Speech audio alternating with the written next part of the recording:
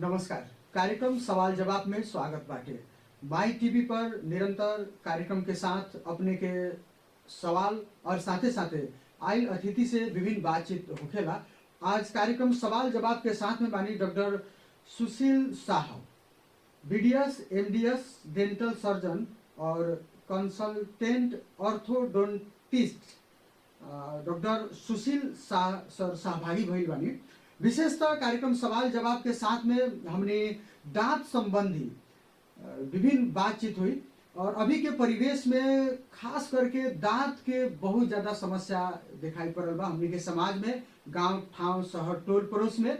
इससे दांत के हमनी कैसे अच्छा रख सकल जाता थे और दांत के बीमारी अधिक से अधिक दिखाई देवे के वजह का बा, दिखाई देवे के कारण का बाटे, इस संबंधी बातचीत हुई। यानी जन चेतना मूलक विभिन्न प्रश्न हम संतोष कुमार कार्यक्रम के साथ राखें। कार्यक्रम सवाल जवाब विभिन्न माध्यम से अभी अपने देख रहा बानी, माई टीवी के माध्यम से रुआ देख रहा बानी, साथे ये कार्यक्रम यूट्यूब चैनल के माध्यम से भी अपने देख सकतानी। तो अभी कार्यक्रम के साथ डॉक्टर सुशील शाह सर के हमने के स्वागत करता नहीं। सर नमस्कार। नमस्ते जी, कार्यक्रम सवाल जवाब में अपने के स्वागत बाटे। धन्यवाद।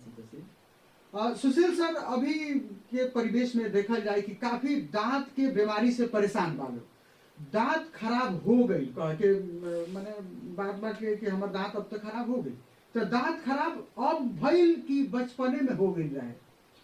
देखिए अगर आज जैसे कि अपने कहते हैं दांत खराब हो गए, तो एक ऐसा हो गया कि जब हम सबके सिम्टम चल आवेला तब हमें देखेंगे। आज दुखाई लागल तब जाकर हमें अब आने देखेनी आने देखेनी कि कथी भइल तो देखेनी कोनो खोला भइल बा। लेकिन आई के या काल के चीज ना है, वो लॉन्ग प्रोसेस होखेला। कुछ समय अगाड़ी से ही एकर शुरुआत रहेला जब हमें के अनदेखा कर देनी या कहीं के हल्का फुल्का दुखाई रहेला, ओकरा हम सब सामान्य दुखाई कम करे वाला टैबलेट सब मिलेला, वो खा के छोड़ देनी। कितना आदमी 2-3 दिन सहेला फिर अपन कम हो जाला, छोड़ देवेला। तो वो जो प्रोसेस होखेला वो प्रोसेस जन बढ़ते चल जाला, एक समय ऐसा चलावेला कि असहनीय होए लागेला। ओकरा बाद पेशेंट के प्रेजेंट करला कि हमारा दांत के दुखाई बढ़ गइल बा। तो ये एक दिन के ना ह या एक दिन पहले के ना ह, ये अपने के लॉन्ग प्रोसेस होखेला, एकदम धीरे धीरे करके होखेला। यानी दांत अब खराब हो गई कह के अब ये भइल ना, बल्कि पहले ही रहे समस्या। एग्जैक्टली। अभी दांत के बहुत ऐसा का समस्या बा, दांत दुखाता तो दांत कीड़ा खा गई तो खोड़ीला, बहुत ऐसा का बात बाटे। दांत यदि बचपन में, जैसे बचपन जब शुरू होला हमने के, जब जन्म लेवे निसन कितना बरस के बाद दूधा के दांत कहल जाला जौन माने टूट जाला? एकदम बढ़िया प्रश्न करने संतोष जी। एकरा बारे में एगो एकदम जनमानस में एगो चीज बा के बुझे के जरूरी हो गई। हमनी के कथी होखेला कि सोचाई कथी बा कि जब दांत दुखाई या दांत एक बच्चा बड़का हो जाए ओकरा बादे चेकअप करे। ई कहाँ से गलत धारणा है। बच्चा के दांत जब शुरुआत होखेला, बच्चा दांत 6 महीना से दांत निकले के शुरू हो जाला, जेकरा हम सब दूधे दांत कही जी। तो 6 महीना से शुरू होखेला वो दांत अपने के एकदम बद शुरू होखेला। 6 महीना 9 महीना 1 साल ऐसे करते करते 3 साल तक ले ओकरा मुंह में 20 को दांत दूधे दांत आ जाला। तो हमनी के कर्तव्य कथी भइल, माई बाप के कर्तव्य कथी भइल, उसँग बालक के जब एगो दांत ओकर मुंह में आवता उठी खानी से ओकर फिर विचार करे के पड़ल, ओकर सर सफाई में लागे के पड़ल। अब ओकर प्रश्न उठा कि केंती सर सफाई। लेकिन एमे का बा कि गार्जियन लोग के भी का कांसेप्ट बा कि जो दूधे दांत बा उ तो बोलू झरिए जाई। जब दूधे दांत झड़ जाई फिर दांत नया आई, जौन दांत रहेला हमेशा के खातिर, तो जब दूधे दांत बा जब झरिए जाई तो ई दांत के माने उतना रेख देख नाहियो कइला से होई कह के गार्जियन के वो कांसेप्ट बैठल बा। ए पर का कहम दो ना, ई गलत चीज बा। देखिए दूधे दांत जौन ह उहे कथी होखेला, जौन परमानेंट दांत ओकर फ्रेमवर्क तैयार करेला। ठीक बा। अपने के दूधे दांत अगर से पहले झड़ जाता, समय से पहले निकल जाता, तो कथी होखेला कि जौन हमने के हड्डी बढ़े वाला चीज होखेला, जौन लोअर अपर जॉ कहल जाला, ई बढ़े के क्रम जौन होखेला रुक जाला। उनका आदमी कथी होखेला कि दूधे दांत के समस्या हो जाला, ओकरा कीड़ा लागल, फोड़ला भइल ना भइल तो हड्डी में इन्फेक्शन कर देवेला। तो एकरा अनदेखा ना करल जाओ कि दूधे दांत के सहायता से ही जौन होखेला ओकर नीचे रहेला परमानेंट दांत। तो दूधे दांत के सहायता से ही परमानेंट आवेला। अगर दूधे दांत ना भइल तो ऊपर के कभी कभी कथी होखेला हड्डी हो गई या मसूड़ा हो गई, उ बजर हो जाला, तो अंदरे रह जाला। जो परमानेंट दांत ऊपर आवे के चाहिए अपन समय में वो आ ना सकेला। तो भीतरे रहे के डर। कितना आदमी अपने देखते हम दाँते ना आई, दाँते नहीं के, दो दाँत झड़ गए, बाकी दाँत आए ही नहीं के, तो ये सब समस्या कला। वैसे दूधे दाँत के महत्व बहुत ज्यादा। यानी दूधे दांत जौन दांत झरे वाला बा ओकर महत्व बा, बेस उहे तैयार करेला। लेकिन गार्जियन लोग के जो कॉन्सेप्ट बहुत लोग के रहेला कि दूधे दांत जब झरिए गई तो ओकर काहे उतना हेरचाह करे के कह के। आदरणीय दर्शक, अभी जौन बात डॉक्टर साहब बता रहल बानी कि दूधे दांत के यदि रउआ महत्व नहीं दे, यानी अपन बाल बच्चा पर ध्यान नहीं दे, तो उहे खतरा के घंटी बाजेला बाद में जाकर के वहाँ के जानकारी देता नहीं। यानी अपने के जो विचार बा कि दूधे दांत टूटिए जाई, अब एकर संरक्षण करके का होई, जौन सोचत रहनी ऐसा का बात नहीं के। जौन दांत के आधार तैयार दूधे दांत ही करेला, ऐसे बच्चा के शुरू से ही ध्यान देवे के पड़ी कह के स्पष्ट रूप से डॉक्टर साहब बता रहा बानी। डॉक्टर साहब, हमनी के जब दूधे दांत यदि मजबूत कइल जाता और झरिए जाई, तो आवे वाला दांत और मजबूत करेला का करे के पड़ी? देखिए, सबसे बढ़िया उपाय, सबसे सिंपल सरल उपाय कहते हैं अपने के दांत के साफ सफाई। ये अपने के विदाउट कस्ट अपन घरेलू उपचार से हो जाए वाला चीज है। इतना अगर अपने कर देता नहीं तो एकदम कम चांसेस रहेगा कि अपने के दांत के कोनो समस्या आए। लेकिन बच्चा लोग 4-5 बरस बाद 10 बरस तक के भी बच्चा लोग अब अपन दांत कैसे सफाई कई गई कह के उतना उ लोग में ज्ञान तो ना रहेला सर। जी एग्जैक्टली, यही ला हमने सब कथी करे नहीं कि अभी एगो ट्रेंड चलल बा कि अपने कोनो डेंटिस्ट तक जाता नहीं। हम सब डेंटिस्ट सब अभी कथी करता नहीं, एगो अपने के उपचार तो करल जाए, ओकरा साथ साथ अपने के ब्रशिंग टेक्निक सिखावल जाला, ओकरा साथ साथ अपने के दांत स्वच्छ मुंह स्वच्छ रखे के प्रविधि जो है सब सिखावल जाला। तो वो अपने के लोअर लेवल से सिखावत नहीं। अभी जो बच्चा सब आवत है एकदम विशेष ध्यान देके हमने के अपने के ट्रीटमेंट तो करता नहीं, जो बिगड़ गए ओकरा बनावत नहीं। लेकिन जो बाकी बा ओकरा किंती बचावल जाए, ओकरा ब्रश करके किंती संरक्षण करल जाए, वो चीज हमने सब हर एक एकदम लोअर स्टेप से अपन क्लिनिक सब में दे रहल बानी। जी, ई चैनल विभिन्न माध्यम से विभिन्न जगह देश विदेश हर जगह देख रहल बानी लोग। बच्चा के हमने दांत सर सफाई राखल जाओ, के यहाँ बच्चा के सिखावल जाओ। अगर ये बात ई कार्यक्रम जाने के चाहता तो 2 लाइन में अपने कैसे बताएं, कैसे बच्चा के दांत हमने सुरक्षित रख सकल जाता? देखिए, सबसे पहले तो जो छोट बच्चा है वो अपन गार्जियन के देखेला, तो ओकरा अगाड़ी अपने ब्रश करी, तो वो मोटिवेट हुई कि हाँ हमारे पापा ब्रश करता है, मम्मी ब्रश करता है। तो ब्रश करके पूरी अपने देखिए कितना हाँ बच्चा के जो पेस्ट के क्वांटिटी होखेला वो एकदम छोट रखल जाओ। 6 बरस के नीचे का बच्चा है एकदम छोट रखल जाओ। ओकरा बाद से अपने के पीस है जो केराव के तो दाना होखेला उतने पेस्ट से हो जाए, पेस्ट के मदद से लगा ले जाओ। बच्चा के निगरानी में देखल जाओ कि पूरा नीमन से ब्रश करता कि ना, ब्रश करे के बिजी होखेला, जो अपने के पूरा दांत के बाहरी सतह हो गई, भीतरी सतह हो गई, फिर ओकरा जो चपावे वाला सतह हो गई पूरा क्लीन होता कि ना। आ दांत के साथ साथ जीभ भी होखेला। हम सब कथी करेंगे दांत साफ कर दे, लेकिन जीभ कथी होखेला छूट जाला, तो उसे कथी होखेला कि बदबू आवे के होखेला, मुंह महके के होखेला, ई सब कारण होखेला। तो दांत आ जीभ अपने के चारों तरफ से जो हो गए ना, जैसे कि कोठा हो गए, चार दीवार अपने के चारों से सफा कर दे, फ्लोरो सफा कर देने तो घर कहियो ना महकी, एग्जैक्ट वही चीज़ है। तो अपने के दांत के कोना कच्चा वो बच्चा नीमन से साफ करेगा कि ना, वो अपने देखी नहीं के हो तो का सिखावे को पड़ल कि हिंदी है। तो उस सीखे के सिखावे के ज्ञान अगर अपने में नहीं के तो एक बेर डेंटिस्ट से विजिट करी, डॉक्टर साहब नया तरीका कथी है दांत सफा करे के टेक्निक कथी है, वो टेक्निक डॉक्टर साहब अपने के एकदम बढ़िया से सिखा दी, ओकरा फॉलो करी। तो अगर हम सब लो लेवल से देता नहीं, एगो रूट लेवल से देता नहीं, तो वो बच्चा में वो चीज़ एगो विकास हो जाए। तो अपने के जो रेगुलर हमने कहीं नहीं 2 टाइम एटलीस्ट ब्रश करे के वो रूट लेवल से लाई, तो अपन युवा अवस्था तक वो करी। तो ये हमें सब जनचेतना से जी जरूर डॉक्टर साहब बता रहा बानी कि रुआ जैसे करें वैसे अपने के बच्चा सीखते जान। तो रुआ जितने बढ़िया काम करें उतने बढ़िया काम अपने के बच्चा सीखते जान, और अपने आसकत से हो सकता कभी दांत ब्रश ना करत हो के मुंह ना धोत हो के, तो वो आदत तो अपने के बच्चा भी सीख रहा बानी। तो अपने के तो दांत खराब होगबे करी, आवेला संतति के भी भविष्य खराब हो सकता। ए पर विशेष ध्यान देवे के पड़ल तमाम गार्जियन समुदाय के। डॉक्टर साहब अपने बात कही है कि 2 टाइम ब्रश करे के चाहिए। अभी के समय या हमने के देश के परिवेश में या हमने के पड़ोस के देश के सब लोग भी अभी देख रहा बानी, 1 टाइम तो ठीक बा, लेकिन 2 टाइम ब्रश करे के परी कह के तो लोग कहेला, लेकिन करेला ना। अब एक और कोनो माध्यम बाकी? देखिए, अब करेला ना उछड़ हाँ। जाए। देखिए, ब्रश करे में हमने के ज़्यादा से ज़्यादा समय लागे 3 से 5 मिनट, ठीक बा। सबसे बढ़िया तरीका कथी बा कि अपने के रात के खाना खा लेता नहीं, सबके पास समय रहेला। रात के खाना खाला के बाद अपने जब बेड टाइम में जाता नहीं, सोते जाता नहीं, उससे पहले 3 मिनट टाइम दी अपन दांत ला, अपन बढ़िया से अपन अपन परिवार सब मिल के ब्रश करी खाना खाला के बाद में। हाँ कि ओकरा बाद फिर दोसर कुछ नहीं के खाएंगे ना। तो कितना आदमी को पहले खा लेता नहीं, अब 2 कप चाय पी के सुत रहता नहीं, चाहे बच्चा सबके खा लेता नहीं, जाके चॉकलेट दे देता नहीं, खा के सीधे सुत जाए के चाहे ही ना। जब ना अपने के जति खाए के बाद पहले खाली सूते के पहले अपने ब्रश करी, एगो पहला चीज।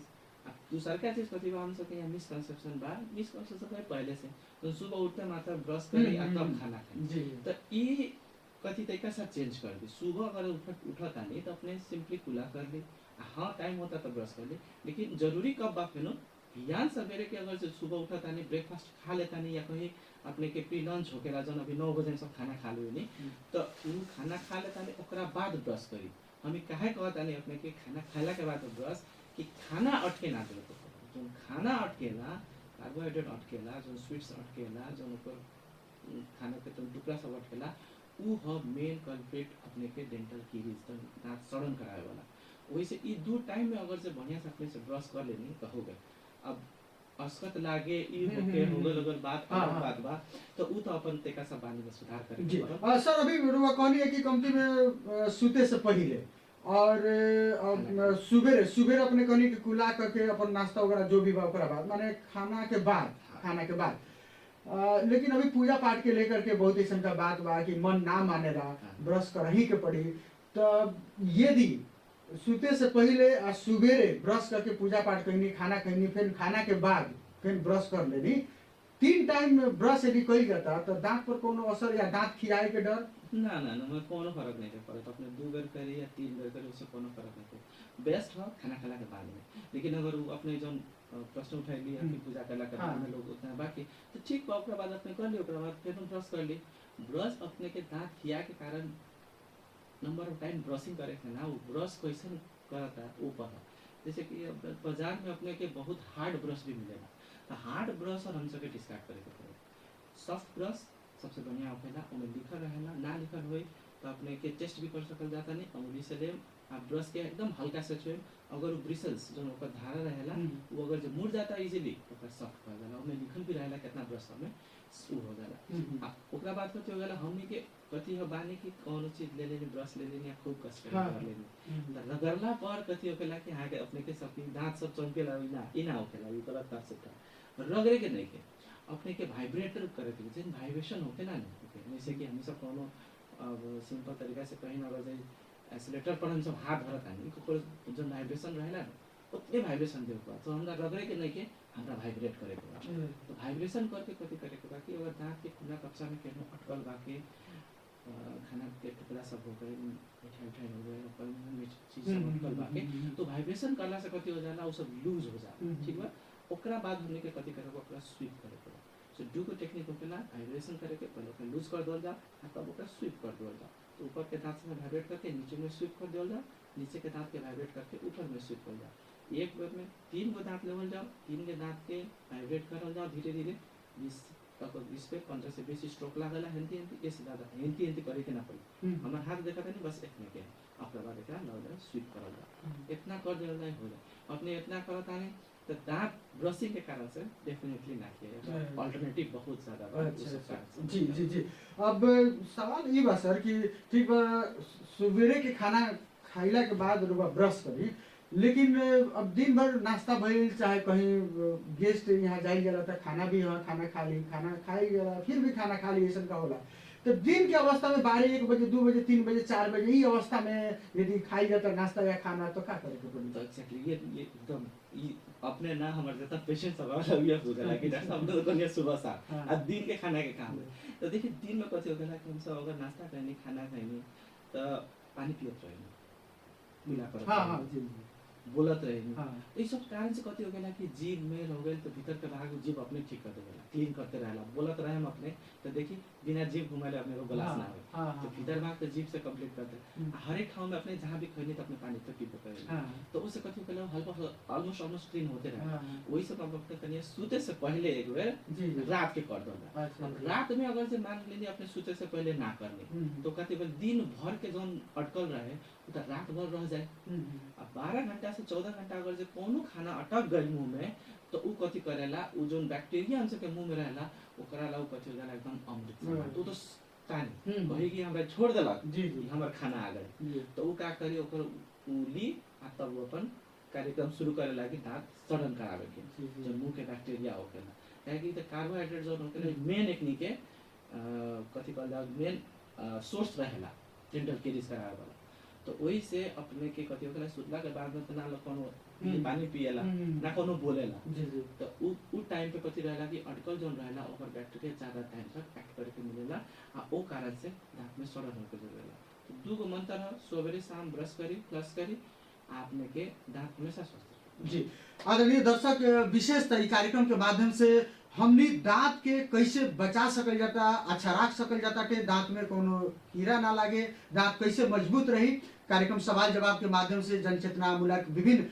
प्रश्न के हम संतोष कुमार डॉक्टर साहब से पूछ रहा बानी डॉक्टर साहब हमनी के बच्चा अवस्था ओकरा बाद युवा अवस्था ओकरा बाद वृद्धा अवस्था के बात कही जाए अधिक रूप से अभी देखल जाता कि युवा अवस्था में दांत सड़ गई दांत में खोड़ीला हो गई अब जाने अनजाने में तो खोड़ीला हो गई सड़ गई लेकर के उखाड़िए द उखाड़ के बिगही के पड़ी बहुत दुखाता के ऐसा का स्थिति देखल गई बा तो दांत सड़ गई खोड़ीला हो गई तो उखाड़ के बिगल ही उचित उपाय बाकी देखिए अब कौन स्टेज में बा ओवर वर्गीकरण कर सकता है अपने के कितना स्टेज कितना रहेला कि अगर दांत अपने के सड़ भी गए मैंने दुखाए के कब होकेला कि जब वो दांत के अंदर के पार्ट हो गया जैसे हम सब पल्प कहल जाला भीतरी के नस अब छुआई तो पेशेंट के दर्द शुरू हो जाए तो 90% अपने के तो पेशेंट वो टाइम पर केहू लखा अपने के डेंटिस्ट तो अबे करे या डेंटिस्ट लाना या अलग ट्रीटमेंट अप्रोच बाकी कि वो एकदम हेवी दर्द के दवाई खा के ओकरा कम करे तो 90% जो पेशेंट आवेला उ स्टेज में कि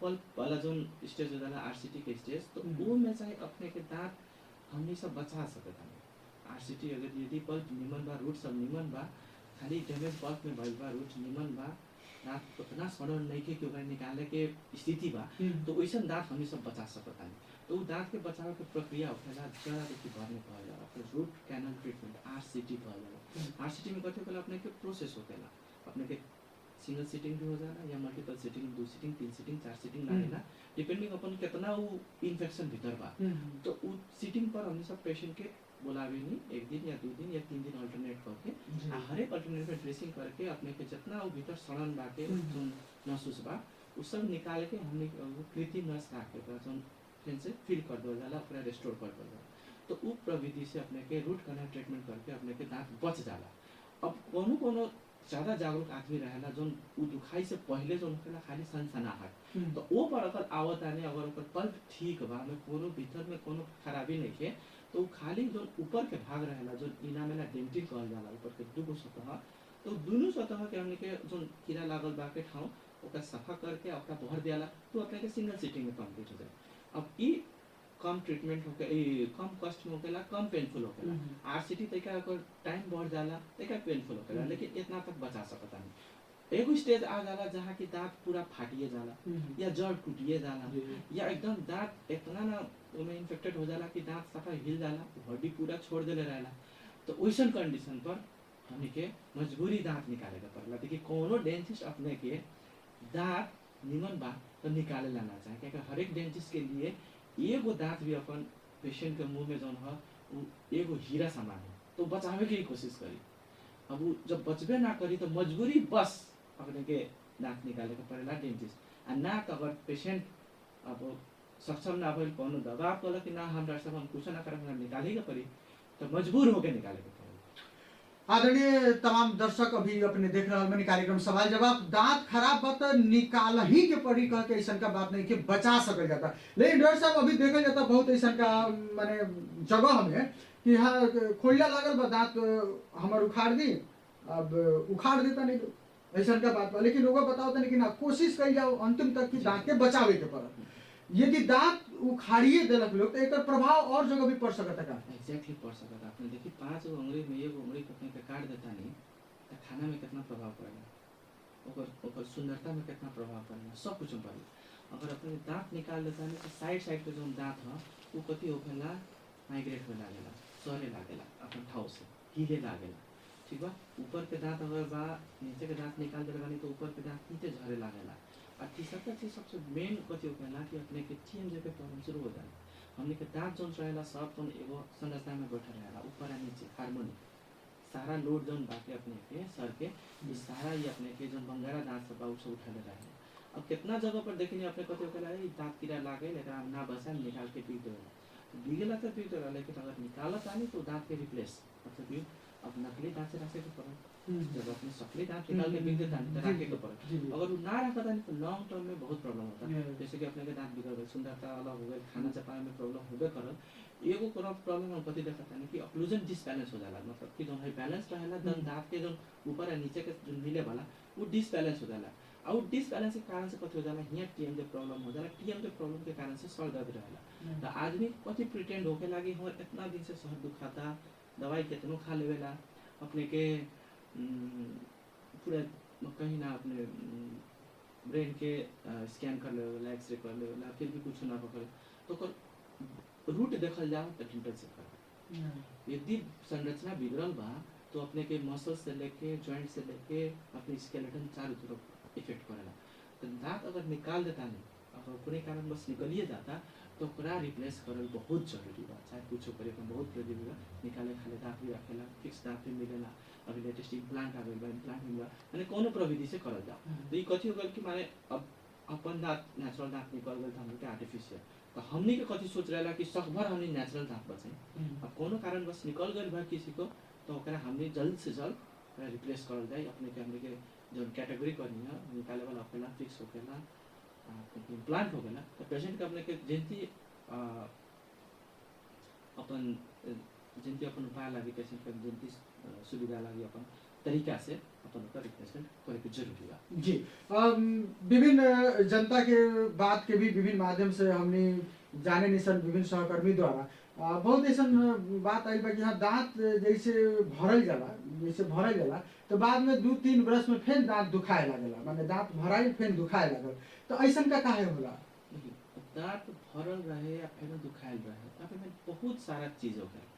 दांत भरल रहे, दांत उहे दांत दुखाता कि दोसर दांत दुखाता, एगो पहला क्वेश्चन रहेला। काहे तो कितना आदमी कभी कथी होला नसा सब एके रहेला, लोअर जोन जॉ में होखेला एगो नसा रहेला, ऊपर एगो रहेला, एमे से डिवाइडेड रहेला। तो आरसीटी यदि करले बानी अपने दांत आरसीटी निमन भइल बा तो अपने के दांत उलंघन ना दुखे। हाँ कभी कभी कथी होखेला कि आदमी आरसीटी करा लेवेला लेकिन ओकरा ऊपर से कोई कैपिंग होखेला जो ज्यादा बड़का कैरेज रहेला वो आरसीटी करके थोड़ा ज़्यादा बड़का रहेला तो हम सब सीमेंट से पहले भर देवेनी। लेकिन वो ज़्यादा लॉन्ग टर्म चलावेला कहीं या कोई कड़ा चीज़ खाए होके तो ये सब चीज़ में हम कथी करेंगे ऊपर से एगो कवर होखेला जेकरा हम सब क्राउन करेंगे क्या करेंगे तो क्राउन रखल जरूरी होखेला। अब उ दांत कभी कभी कथी होखेला कि केंती दुखा जाला वाला के जैसे कि भरल गई सिंपल जब हम अपने को बतैनी हाँ पथ वाला ना गई होखेला ऊपर से भरल कोई कारण बस निकल गई, जैसे कि कड़ा चीज़ खाली में उससे निकल गई या भरे समय में तरीका से मेटेरियल कुछ हो गई उससे हो गई, माने विविध कारण हो सकेला। तो कारण से अगर जो दुखाता कुछ होता तो ओकर फिर से उपचार कर जा सकेला। ओना टेंशन नहीं के कि हाँ हमारी दुखा गई तो एक बार भरले रहनी अब फिर दुखा गई तो हम निकाल के बिक देनी। ई ना अपने के दांत यदि स्वच्छ, हम अभी भी रिपीट करके कहता नहीं कि यदि अपने के जड़ जो ओकर रूट होखेला वो अपने के स्वच्छ बा आ दांत हिलत नहीं के तो हमने ओकरा फिर से बचा सकते हैं। ई ना हा कि हाँ एक बार आरसीटी कर देनी आ बाई चांस कहीं कोनो कारणवश आरसीटी फेलियर हो गई तो ओकरा फिर से री आरसीटी करल जा सकेला। तो एकर प्रविधि बा, एकर सभी बा। तो एमे कथी होखेला कि एगो ट्रस्ट होखेला, अपने के विश्वास बा कि हम डॉक्टर हमरा ठीक कर देवाला मान तो एगो ट्रस्ट लेके चले के हर सब ना होखेला, एकदम कम केसेस होखेला। अगर अपने के ठीक आरसीटी बा तो वो अपने के बहुत दिन में सही। If in case Bai chance बिगड़ भी जाता, चाहे कोनो कारणवश टूट फूट भी जाता, चाहे इन्फेक्शन हो जाता, री इन्फेक्शन हो जाता तो ओकरा फिर री आरसीटी करके ओकरा बचावल जा सकता। स्टिल हम कहता कि अगर जड़ ठीक बा तो दांत ना निकालला पर ज्यादा जी जो दांत निकाले के अधिकतम सुनाई पड़ेला जे दांत निकलाता निकाल दिया ठीक हो जाए, लेकिन ना निकाली मत। विशेष कार्यक्रम भी अपील करता कि बाँचे वाला बा तो बचावे के पड़ल। और जहाँ तक लोग कहता नहीं कि हाँ दुखाता तो हो सकता अपने के उपचार में कमी कमजोरी या अपने के कहीं हो सकता जाने अनजाने में कोनो लापरवाही एक के कारण से हो सकता। लेकिन निराश ना हो कि दांत निकालल ही समस्या के समाधान ना हो कह के अभी डॉक्टर सुशील शाह सर बता रहा बनी। जब दांत धीरे धीरे निकालते जाए तो और भी बीमारी सब दिखाई पड़ी। ऐसे दांत के बचावल उत्तम उपाय बा ए पर विशेष ध्यान देवे के पड़ल। कार्यक्रम के माध्यम से ये हमनी अपील और आग्रह भी कर रहा बानी सन। डॉक्टर सुशील शाह सर, अभी बहुत लोग ठगा रहल बा। हमनी के प्रत्यक्ष बात हो जाए काहे कि विभिन्न जगह से हमनी के जब रिपोर्ट कलेक्शन करनी सन तो हाँ हम गईनी है ठीक है डॉक्टर कह के, लेकिन ठगा गईनी। अब नीमन डॉक्टर बानी कह के पब्लिक कैसे चिन सकतानी? एकदम बढ़िया क्वेश्चन करले बानी संतोष जी। नीमन डॉक्टर कह के तना कहल जाओ, डॉक्टर केते चिन्हल जाओ, ठीक बा। डॉक्टर चिन्हला अपने के कथी ह कि 3-4 गो चीज देखल जाला। पहले तो अपने के कौन क्लिनिक पे जाता थे तो अपने मौखिक रूप से पूछ सकता है डॉक्टर साहब से कि डॉक्टर साहब अपन परिचय दी, और डॉक्टर भगवान अपन खुशी हो तो अपन गर्व के चीज है वाला चीज तो अपन कहिया न। तो कितना डॉक्टर के अपने के क्लिनिक के आगारे भी होखेला, अपने के डिस्प्ले रहेला, डॉक्टर के नाम रही, ओमे अपने के नेपाल मेडिकल काउंसिल होखेला NMC नंबर होखेला, वो नंबर रही। ओकरा बाद डॉक्टर साहब कौन डिग्री ले ले बारह अपन डिग्री रही, जैसे BDS कर ले बानी तो BDS हुई, स्पेशलाइजेशन कर ले हुई तो MDS हुई, को सुपर कर ले हुई तो PhD हुई। तो एगो डिग्री डिस्प्ले रहेला, सब कुछ रहेला। हाँ, अब एगो चीज हो जाला, हमरा एगो और पेशेंट पूछले रहला कि डॉक्टर साहब पर्ची तो रहे बाहर, लेकिन भीतर के डॉक्टर हुए होवन कि ना होवन के भी पता लगा होला। जी अभी हमने डेंटिस्ट सब कथी कर ले बानी कि अपनी सब नया एगो जो ट्रेंड चलावत है कथी कर बानी कि हमने खुद एगो पहले अपन परिचय जिनकी अपने कार्यक्रम शुरू करने जी तो अपने कहनी कि हम संतोष कुमार शुरू करता है। तो हमने एगो ट्रेंड कथी चलावत है कि हमरा अपना पेशेंट आवता तो सबसे पहले हम इंट्रोड्यूस करत है अपने के कि हम डॉक्टर सुशील बानी, हम MDS कर बानी, हम ऑर्थोडेंटिस्ट बानी। तो ये कहला पर कथी हो जाला, एगो पेशेंट पे एगो चाहिए आस्था पड़ जाला, एगो विश्वास हो जाला कि हां ठीक डॉक्टर माने हम डॉक्टर जौन हां हमरा पता लागल बा डॉक्टर साहब लोग हम आइल बा। एगो ट्रेंड अगर हम सब बसा लेता नहीं कि अगर डॉक्टर हम बानी आ हम ई कह देता नहीं पेशेंट के, हर एक डॉक्टर देते और कहल जाता तो अपने के तो ठगा के चांस नहीं। दूसरा तो कौन कहे अपने जाके थोड़ी ना कहते कि हम डॉक्टर सुशील बानी। एगो चीज होखेला वो हो गई। और दूसरा का बात होला, अब सबके हाथ में मोबाइल बा। अगर अपने को इसमें डाउट लागता कि हमसे करत नहीं हम डॉक्टर ना होवन तो अपने के नेपाल मेडिकल काउंसिल के साइट खोली, ओकरे बाद ओमे लिखल बा रजिस्टर्ड डॉक्टर करके, फाइंड रजिस्टर्ड डॉक्टर। अपने के डॉक्टर के नाम लिखी, अपने डॉक्टर की डिग्री लिखी, NMC नंबर नहीं के जानत, नाम और डिग्री तो अपने जानत आनी, वो दोनों टाइप करी अपने के नेपाल रजिस्टर्ड ओमे पार अंत में तो दिखा दी। तो ई तरीका बा। तो तेका सब मेहनत करे के पड़ल, तेका सब जागरूक बने के पड़ल। डॉक्टर साहब अपने लोगन के जो टीम बाटे, जैसे ठीक बा 10 आदमी में 2 आदमी गलत करता, 8 आदमी के शिकायत आवता काहे कि हाँ हम तो दांत बनवैले रहनी है, दांत उखड़वैले रहनी है, चाहे दांत सफा करवैले रहनी है, लेकिन ठीके ना भइल वीरगंज में। माने पूरा वीरगंज के शिकायत, एक तरह पूरा कले के, हेठौड़ा, चितवन, काठमांडू के। तो कोनो शहर में यदि केहू डुप्लीकेट सर्टिफिकेट के आधार पर काम करता नहीं, आप पूरे डॉक्टर लोग के उनका माध्यम से यदि शिकायत पहुंचता तो रुआ डॉक्टर टीम मिल करके यहाँ डुप्लीकेट डॉक्टर के ऊपर कार्रवाई के प्रक्रिया आगे बढ़वा ना सकता नहीं लोगन। अब देखिए संतोष जी, एकर प्रक्रिया हमने सब एकर बारे में बहुत विस्तृत छलफल भी भइल बा। नेपाल सरकार कथी कले बा कि अपने के डेंटल क्लिनिक जोन होखेला वो कोई भी खोल सकता, ठीक बा। बकायदा में कथी है कि वो हमें अपने के डॉक्टर काम करे के पड़ी कह के अपने सब देवेला स्वीकृति। अब ई अनुगमन टोली करे के काम अपने के CDO कार्यालय से भी हो सकेला, अपने के हमने के नेपाल मेडिकल काउंसिल भी करत हन। लेकिन कथी होखेला कि हमने के कथी होखेला कि अगर जो कोनो क्लिनिक खोलतो बा तो हमने डॉक्टर राखता, डॉक्टर राख के अगर काम करवावता तो फर्क नहीं। अब जन कुछो नहीं के करले कहीं या तेका कम पढ़ल लिखल बा या कहीं असिस्ट कर ले बा, वो अपन डॉक्टर कह के करता, चोरी करके करता, तो ओकर केस हमने के अगर भेटता नहीं कुछो या पेशेंट कोनो जाके कंप्लेन करता तभी हमने एक्शन ले सकता नहीं। अब NTA जाके हमने तू जाके बंद कर, हई कर, बंद कर, अभी के कॉन्टेक्स्ट में तरीका सही मुश्किल बा। हाँ, वो अगर गलत काम करता पेशेंट, जैसे कि अपने में गलत काम भइल, अपने अपील करनी, हमने के संस्था में आके करनी तो ऊपर एक्शन हम सब ले सकते हैं। जैसे घर बा, घर में यदि 5 सदस्य में 1 सदस्य माने गलत आदत में बानी या सही काम नहीं की करत तो घर के बाकी सदस्य मिलके उनके के समझावे नहीं, बुझावे नहीं, दंड देवे नहीं। ठीक वही प्रकार से डॉक्टर टीम में भी केहू डुप्लीकेट काम कर रहा बानी, पूरे डॉक्टर के शिकायत कर रहा बानी, तो रोला उनके एगो सामाजिक जिम्मेवारी बनता कि भाई डुप्लीकेट काम के करता, उनका ऊपर कार्रवाई करे के पड़ल, सामाजिक नाता से भी ऐसा का कार्य होके के पड़ल। बाकी जो संबंधित निकाय वो अपन काम करबे करी, चाहे वो CDO कार्यालय होके, चाहे हमने के पत्रकार समाज बानी सन, तो हमने अपन काम करता नहीं सन। लेकिन रहुआ घर में भी यदि चोर ढुकल बा तो चोर के निकालल काम तो रुआ लोगन के बा। ना ना जी एकदम सही कहा, करे के पड़ता वो हम सब करे ओमे बानी भी। तो हमने अपन ग्रुप बानी एगो ग्रुप में बाटे उ हम सबके था रहेला कि हमने का अपन ग्रुप में जी। लेकिन देखिए अपने के बॉर्डर साइड एरिया भी हो गए, बहुत एरिया बा पेशेंट के कथी होखेला कि हर एक कैटेगरी रहेला अपने कोनो आदमी कथी होखेला देखी कितना आदमी कथी होखेला कि इवन सक्षम रहेला सब कुछ देखेला कि हाँ भाई हम सक्षम बारी ट्रीटमेंट ला, लेकिन फिर भी कथी होखेला कि तैका उ कहाँ पैसा के संकोच लेके हाँ हम इनका से कराएं तो तैका डॉक्टर बहुत दे दिहन चाहे कर दिहन, उससे बढ़िया हम तैका असिस्टेंट कोनो खेनो खोल ले बा या कोनो कम पढ़ा लिखल कोनो खोल ले बा या कोनो थर्ड पर्सन खोल ले बा, ओकरा में कराओ तनी हमरा सस्ता हो जाता। तो सस्ता के चक्कर में तैका बहुत आदमी चल जाला।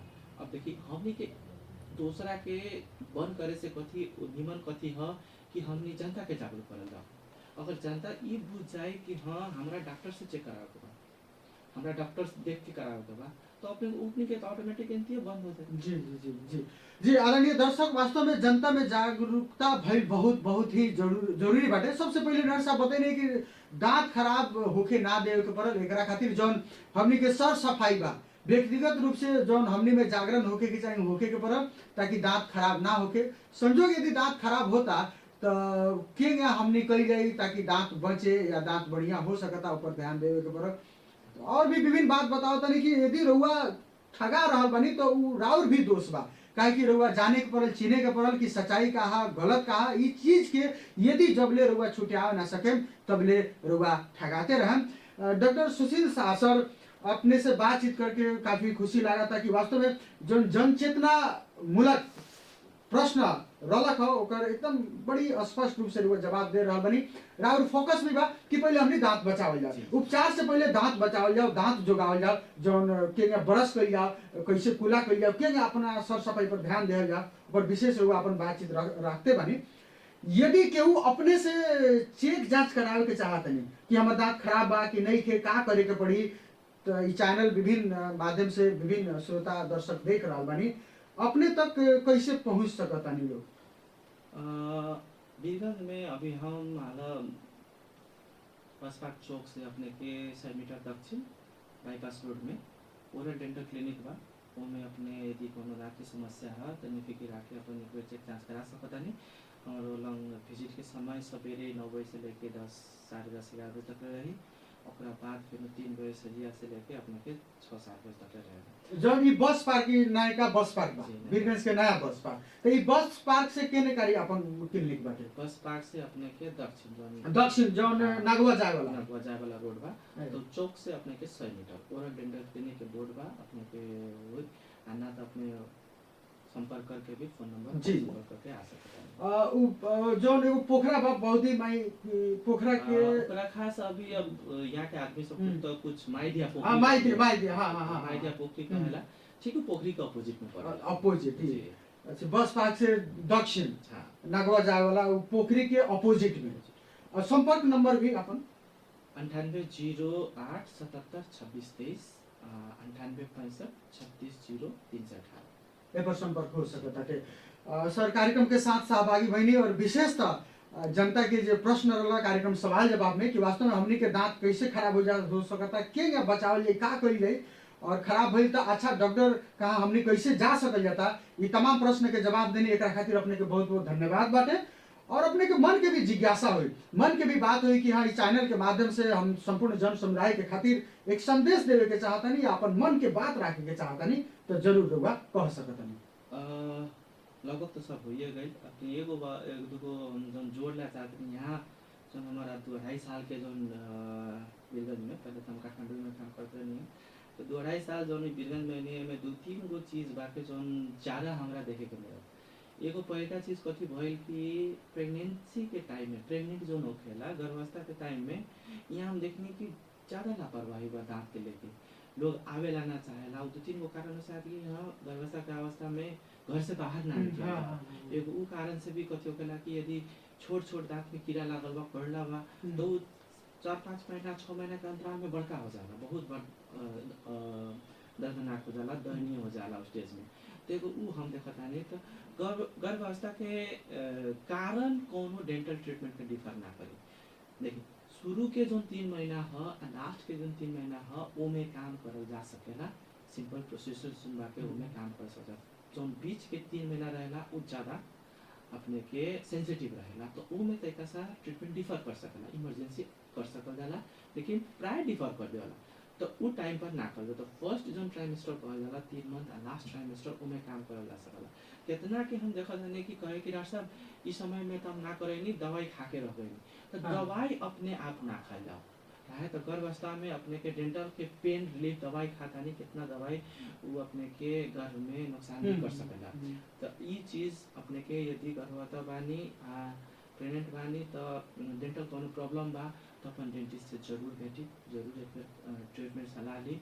आ ना एक बार रेगुलर एक बार अगर देखा था कि हमारे फर्स्ट मंथ प्रेगनेंसी बा जी, तो अपने एक बार डेंटल विजिट कर ली, ताकि कोनो अगर स्टार्टिंग के चीज़ हो तो ओकरा उठे खानी ठीक मरम्मत कर दिया तो अपने के लास्ट स्टेज में कोनो प्रॉब्लम ना आए, ये चीज़ हो गई।